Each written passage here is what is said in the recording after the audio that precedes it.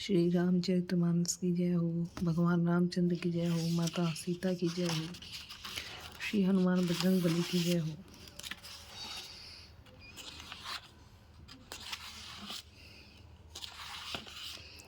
श्री गणेशाय नमः। श्री जानकी वल्लभो विजयते। श्री रामचरितमानस प्रथम सोपान बालकांड।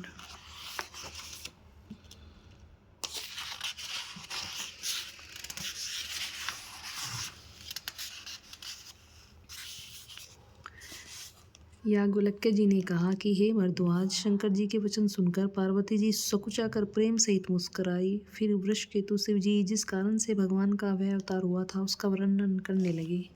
हे मुनीश्वर भारद्वाज, मैं वह सब तुमसे कहता हूँ, मन लगाकर सुनो। श्री रामचंद्र जी की कथा कलयुग के पापों को हरने वाली, कल्याण करने वाली और बड़ी सुंदर है।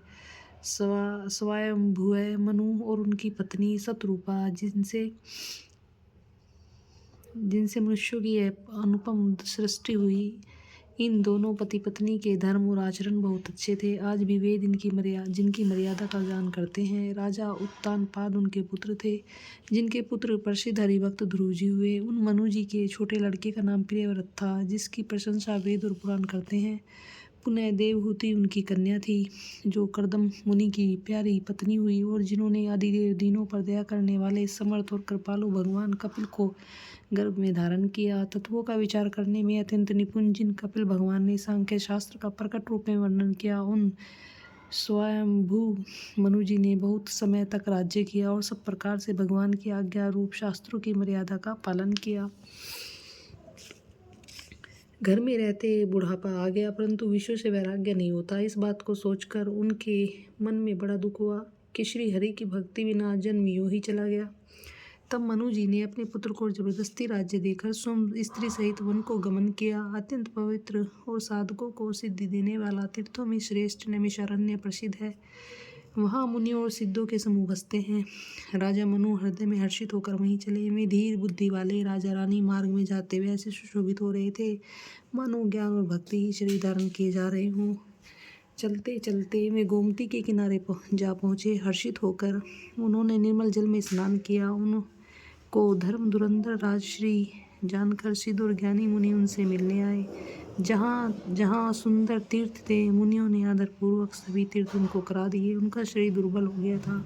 वे मुनियों के से वक्कल वस्त्र धारण करते थे और संतों के समाज में नित्य पुराण सुनते थे और द्वादशाक्षर मंत्र ओम नमो भगवते वासुदेवाय का प्रेम सहित जप करते थे। भगवान वासुदेव के चरण कमलों में उन राजा रानी का मन बहुत ही लग गया। वे साग फल और कंद का आहार करते थे, सच्चिदानंद ब्रह्म का स्मरण करते थे। फिर वे श्री हरि के लिए तप करने लगे और मूल फल को त्याग कर केवल जल के आधार पर रहने लगे।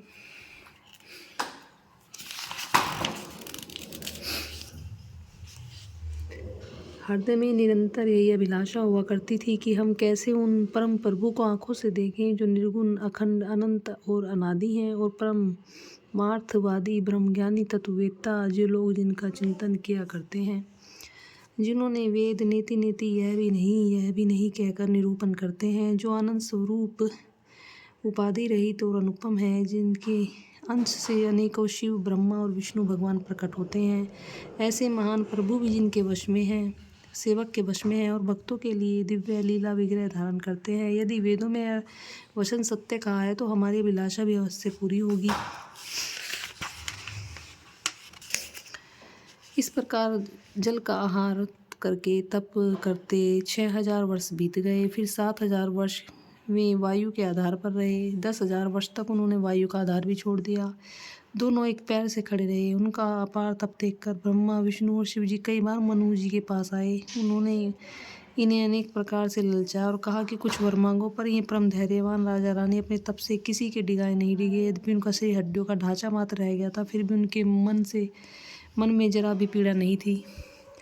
सर्वज्ञ प्रभु ने अनन्य गति आश्रय वाले तपस्वी राजा रानी को निज दास जाना। तब परम गंभीर और कृपा रूपी अमृत से शनि हुई आकाशवाणी हुई कि वर मांगो। मुर्दे को भी जिला देने वाली यह सुंदर वाणी कानों के छेदों से होकर जब हृदय में आई, तब राजा रानी के शरीर ऐसे सुंदर और हष्टपुष्ट हो गए मानो अभी घर से आए हैं।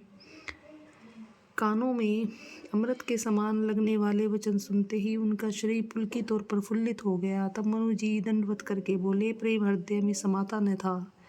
हे प्रभु सुनिए, आप सेवकों के लिए कल्प वृक्ष और कामधेनु हैं। आपकी चरण रज की ब्रह्मा विष्णु और शिव जी भी वंदना करते हैं। आप सेवा में करने में सुलभ हैं तथा सब सुखों के देने वाले हैं। आप शरणागत के रक्षक और जड़ चेतन के स्वामी हैं। हे अनाथों का कल्याण करने वाले, यदि हम लोगों पर आपका स्नेह है तो प्रसन्न होकर यह वर दीजिए कि आपका जो स्वरूप शिव जी के मन में बसता है और जिसकी प्राप्ति के लिए मुनि लोग यत्न करते हैं, जो काकभुषुंड के मन रूपी मानसरोवर में विहार करने वाला हंस है, सगुण और निर्गुण कहकर वेद जिसकी प्रशंसा करते हैं, हे शरणागत के दुख मिटाने वाले प्रभु, ऐसी कृपा कीजिए कि हम उसी रूप को नेत्र भर कर देखें।